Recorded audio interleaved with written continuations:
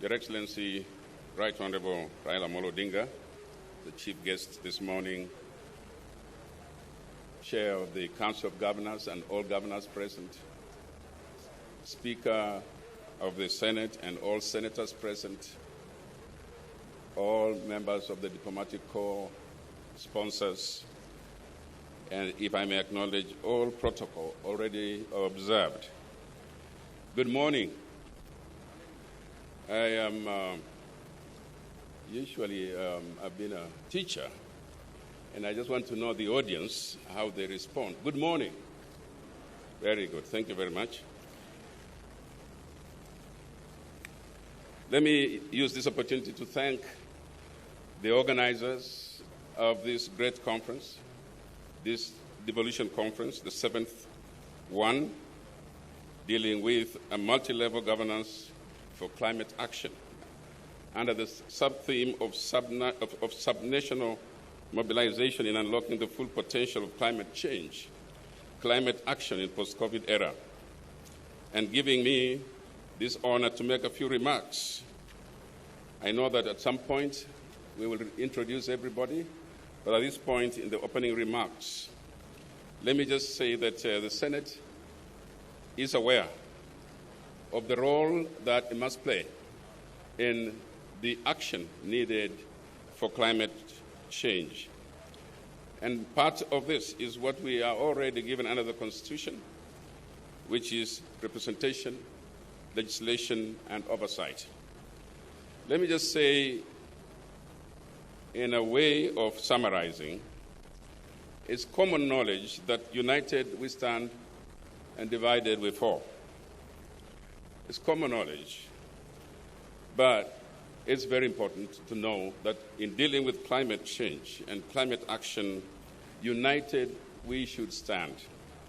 And that means bringing all of us together, the executive, the legislature, and all the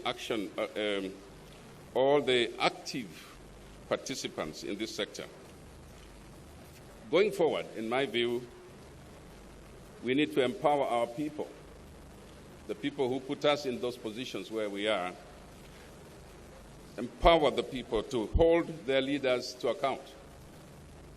If our people are empowered, they will hold us to account, and we will do what we needed to do. The other thing that I must emphasize is that already in devolution we have the economic blocks which are regional. If we can make those to work, then we are on the way to achieving some level of action in dealing with climate change. The other thing that we must agree on is that there should be terms of engagement. Those terms of engagement between the executive and the legislature on how they should engage in these matters will then take us to greater heights in terms of action. I must say from the very beginning that in the midst of the COVID-19 pandemic, Kenya has suffered devastating drought, unforgiving floods, locust invasion, just to mention a few.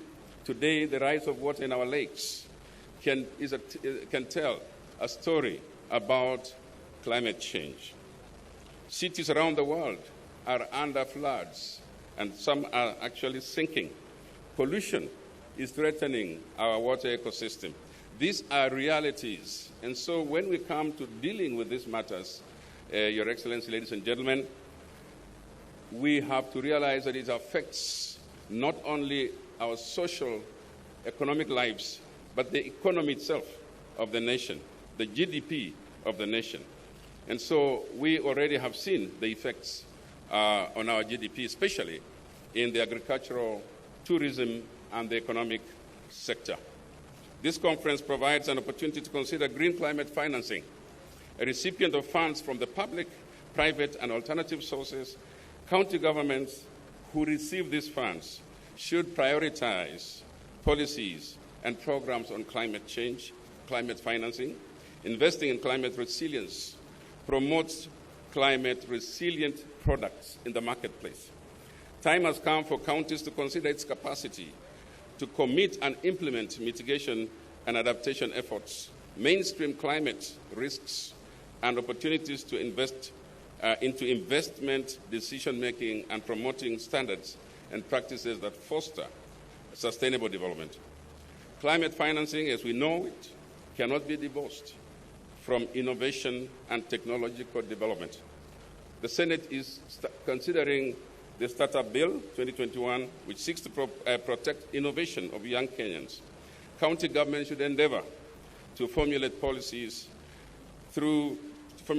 touching public finance, offer incentives, and address long-term challenges through technology, and see the implementation of the SDG 13 on reducing greenhouse gas emissions responsible for global warming, and to strengthen resilience and adaptive capacity to climate-induced impacts.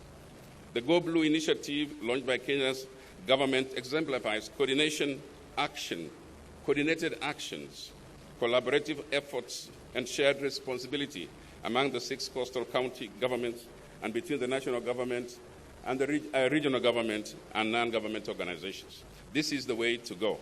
As far as climate financing is concerned, the Senate has already passed key bills touching on resource allocation. Of course, our Division of Revenue, Act 2021, the County Allocation of Revenue, Act 2021, Private Partnership Bill 2021, the County Investment Bill 2021, among other 70 published bills. Having passed about 20 bills in the interest of county governments, it remains now for the county governments to implement those bills. Ladies and gentlemen, it's in the interest of our time that I must say this. It's our hope, or my hope, that the deliberation today will realize a mainstreaming of climate financing into sectoral policies and plans of both national and county governments. I take this opportunity to thank the county government of Makueni, the governor and his team, the senator, friend Mutula Jr., and the rest who have worked together not only for this conference, but also to showcase the action on climate change. We have begun this morning by planting trees, which is a good show that we are determined to follow through with what we say here in this particular place. I take this opportunity, therefore, to thank all, the Council of Governors and the Senate and all the others who are here, to encourage ourselves about our role. And I want to say this in terms of departure from here, that we must all of us, thank the good Lord for the nation that He has given us, the country has given us. We are the ones responsible. We have been given the responsibility to act. We are the ones who will destroy it. We must put it back together.